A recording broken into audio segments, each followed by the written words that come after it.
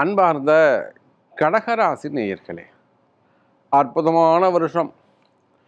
இதை வரலும் 4 ராசிக்கு பேசிட்டு வந்திருக்கிறோம். 4வது ராசியை கடகராசியை பேசுகிறோம். யாருக்குமே சொல்லாத ஒரு உச்சம் பெற்ற ஒரு ராசியாக கடகராசி திகழப்போகுது.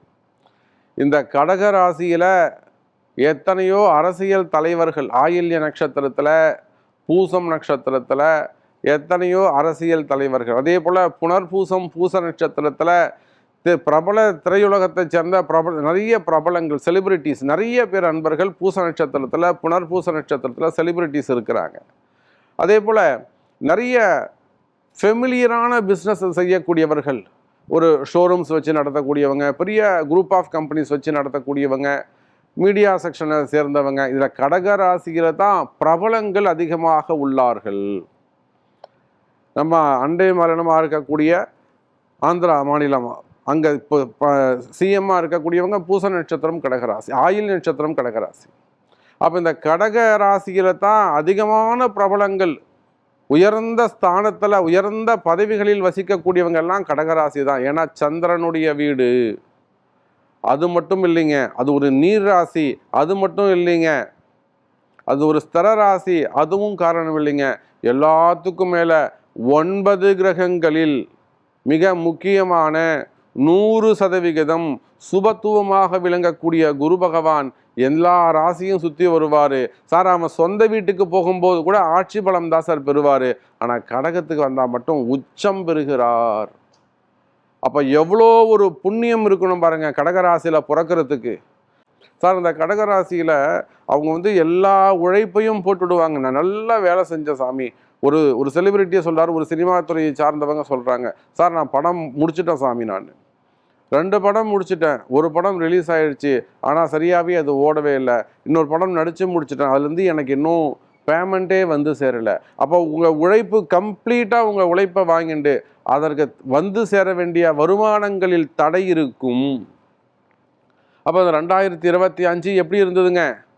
நியாயமாக தர்மமாக உங்களுடைய வளர்ச்சி தடைப்பட்டிருக்கும். உங்களுக்கு இருக்கக்கூடிய திறமை, உங்களுக்கு இருக்கக்கூடிய அந்த திறமைக்கு ஏற்ற ஒரு வாழ்க்கை அமைந்திருக்காது. அதுக்கு காரணம் இந்த குரு பகவான் 12ஆம் இடத்துல போய் மறைஞ்சது தாங்க. 9ஆம் அதிபதி 12ஆம் இடத்துல மறைவு. நீங்கள் கடக ராசி ஆனாலும் கடக லக்னம் ஆனாலும் குருதாசார் உங்களுக்கு முழு சப்போர்ட்டான கிரகம். சார், கடக லக்னத்தில் பிறந்தவங்களுக்கு குரு தசையை போல ஒரு அள்ளி கொடுக்கக்கூடிய தசை வேறு எதுவுமே கிடையாதுங்க. அப்பேற்பட்ட குரு பகவான் இந்த 2026இல் உங்கள் ராசியில் உச்சம் பெறுவது சிறப்பு.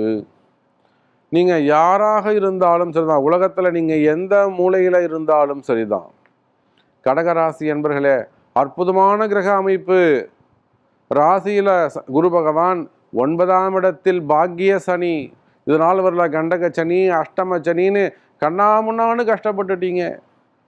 அதான் சொல்கிறேன், கடகராசி என்பர்களை அந்த மலையை மத்தாகவும் நாகப்பாம்பை கயிறாகவும் கொண்டு கடைஞ்சப்போ என்ன ஒரு கஷ்டம் இருந்ததோ அதை போல கடந்த காலங்களிலே மிகுந்த கஷ்டப்பட்ட, எனக்கு தெரியும் சார், கடகராசி என்பர்கள், ஒவ்வொரு கடகராசி அன்பர்களும், ஒவ்வொரு செலிபிரிட்டியும், ஒவ்வொரு பிஸ்னஸ் மேனும் எவ்வளோ கஷ்டப்பட்டிருப்பேன்னா அந்த அளவுக்கு நம்முடைய கடகராசி என்பர்கள் நம்முடைய கிளைண்ட்ஸ் அதிகம். அப்போ கடகராசி என்பது உங்களுடைய கஷ்ட நஷ்டங்கள் என்னன்னு எனக்கு தெரியும். அதிகமாக கடகராசியோடு பழகக்கூடியவன் நான். அப்படி பார்க்கின்ற பொழுது 2025 உங்களுக்கு ஒரு சுமாராக தான் இருந்திருக்கும்.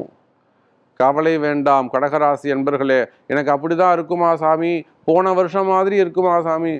டோன்ட் வரி, அற்புதமாக இருக்க போகுது. மெயினாக குரு பகவான் வந்துட்டார்ல, உங்களுக்கு புதிய பதவிகள் தேடி வரும், நல்ல ப்ரமோஷன்ஸ் காத்திருக்கு. நீங்கள் அடுத்த ப்ரமோஷன்ஸ் என்னுடைய நேம் லிஸ்ட்டில் என்னோடய பேர் தான் சார் நெக்ஸ்ட் இருக்குது. கண்டிப்பாக உங்களுக்கு அந்த போஸ்டிங் உண்டு. நானே எழுதி கையெழுத்து போட்டு தரேன். ப்ரமோஷன்ஸ் இருக்குது, இடமாற்றங்கள் உண்டு.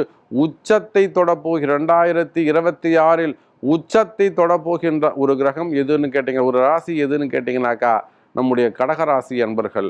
ஹாப்பி நியூ இயர் கடகராசி அன்பர்களே.